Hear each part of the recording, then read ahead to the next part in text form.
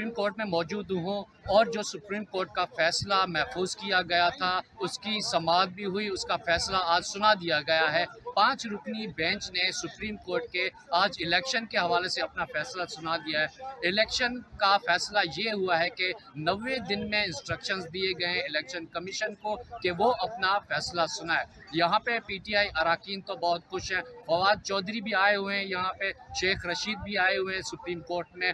और इस हवाले से आपको अहम खबर से आगाह करते चले कि 5 रुकनी बेंच का जो फैसला था उसकी जो डिसीशन आना था वो आ चुका है और फैसला ये हुआ है कि इलेक्शन कमीशन को इंस्ट्रक्शंस दिए गए हैं 90 दिन के अंदर इलेक्शन इंतखाबात कराने के।